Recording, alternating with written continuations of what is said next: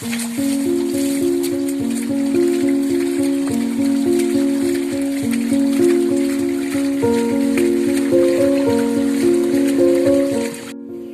untuk teman-teman di luar sana, entah itu lulusan SMA, entah itu lulusan pendidikannya ya, lulusan SMA, lulusan sarjana pun seperti saya, kita tidak usah malu. Kita semua tahu kalau cari kerja itu susah sekarang. Kita tidak usah, kalau kita sudah paham cari kerja susah, ya tinggal kita kreasinya kita gimana, kreativitas kita gimana. Nggak harus fokus kita harus kerja sebagai pegawai apa, kita harus kerja di instansi apa. Kalau kita nggak harus fokus kita harus bisa kerja di perusahaan apa, pabrik apa.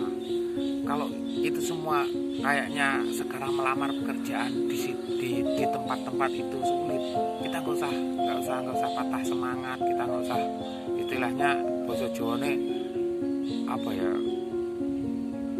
wes ngelendoh lah.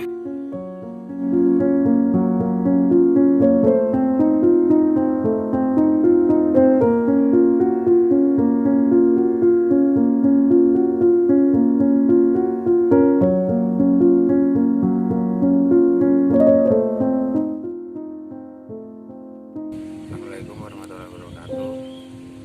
Saya Indra dari Tulungagung. Awal mula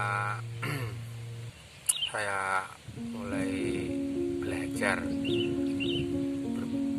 membudidaya ikan hias jenis mas koki dan gupi ini awalnya ya sebenarnya melihat tanah kosong, tanah belakang rumah yang kosong, nggak ada tanamannya atau tidak ada bangunannya, tapi terbengkalai, nggak ada nggak menghasilkan apa-apa. Dari situ saya pernah sharing sama teman-teman yang sudah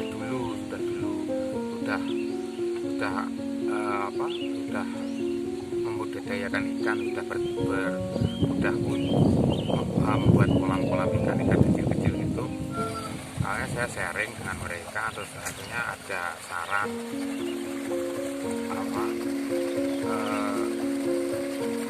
tanah kosong di sekitar rumah, belakang samping rumah itu suruh buat kolam. Awalnya gitu, dari nol. Sebenarnya saya nggak mengerti apa-apa masalah ikan.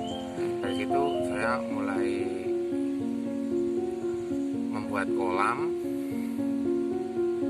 terus mulai belajar dari awal pembenihan, masuk ke kolam besar, sampai cara ngasih makan dari awal masih kecil sampai sekitar 1,5 bulan itu sudah siap jual. Kalau kerjaan sebelum ikan saya pindah-pindah mas. Dulu pernah di kontraktor proyek gitu mas. Pernah terus di salah satu bank pernah, tapi di Surabaya. Itu sebenarnya nggak ada kendala, tapi orang tua itu menginginkan saya untuk menemani orang tua di rumah. Soalnya ya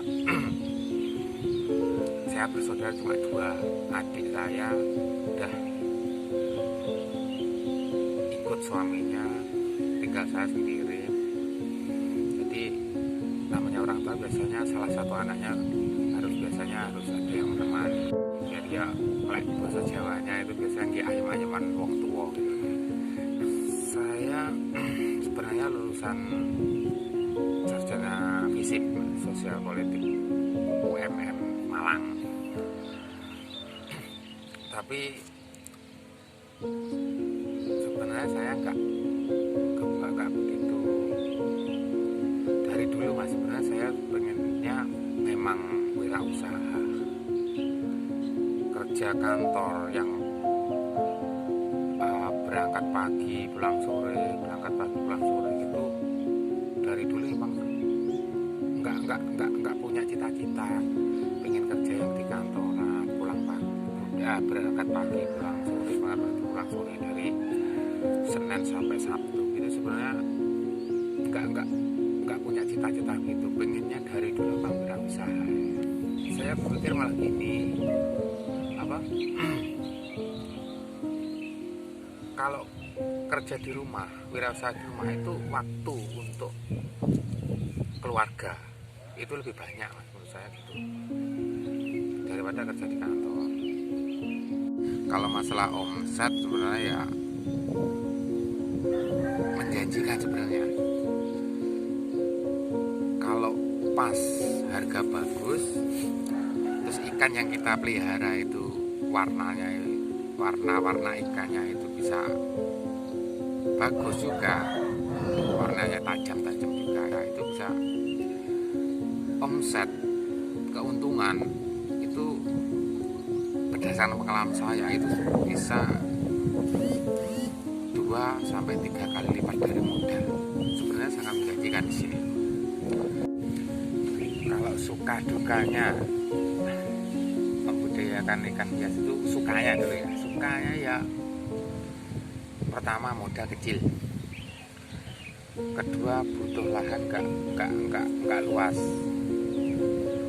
Terus ya setiap hari kita bisa melihat ikan, jenis-jenis ikan dengan bermacam-macam warna, itu enak mas, bisa refreshing, punya nyaman gitu loh mas. Kalau lihat ikan-ikan itu, ikannya sehat-sehat, ikannya warnanya bagus-bagus, itu punya perasaan nyaman tersendiri gitu.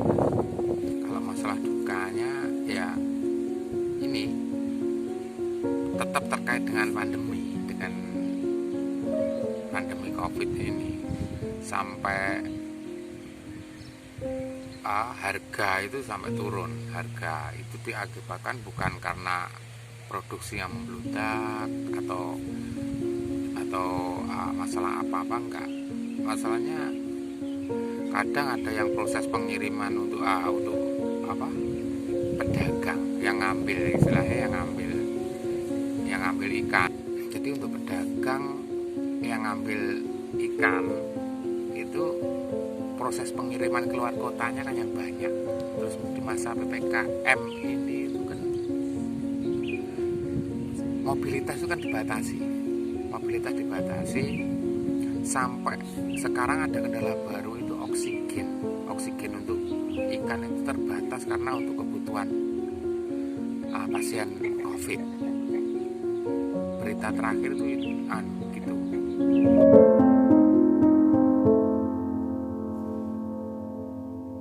Masalah undang-undang ya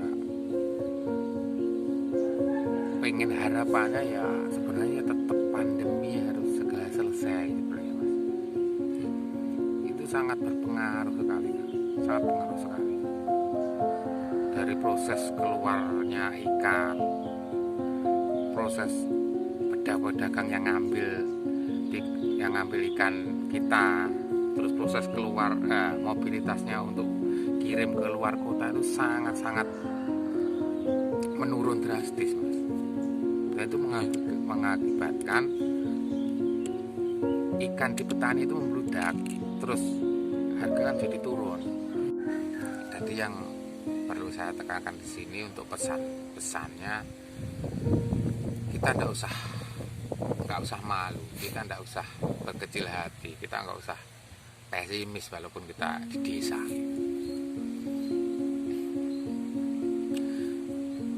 Kalau kita bisa melihat peluang, kalau kita bisa memanfaatkan lahan di sekitar rumah kita aja, kita kok bisa menciptakan lapangan kerja sendiri, kita bisa kok punya hasil dari itu sendiri,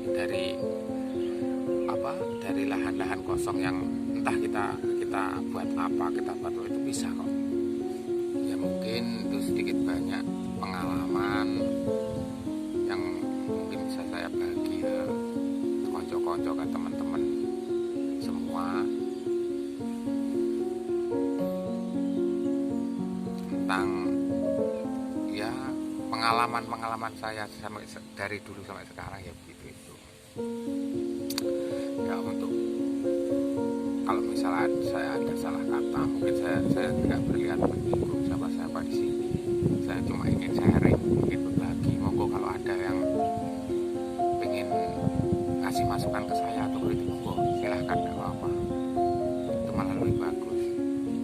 Ya, semoga ini sedikit banyak bisa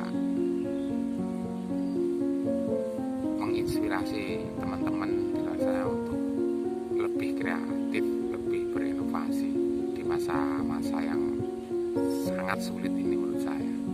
Ya mungkin dari saya ya cukup sekian. Kalau ada salah-salah kata dari saya mohon maaf. Terima kasih sudah mau mampir dolan ke tempat saya.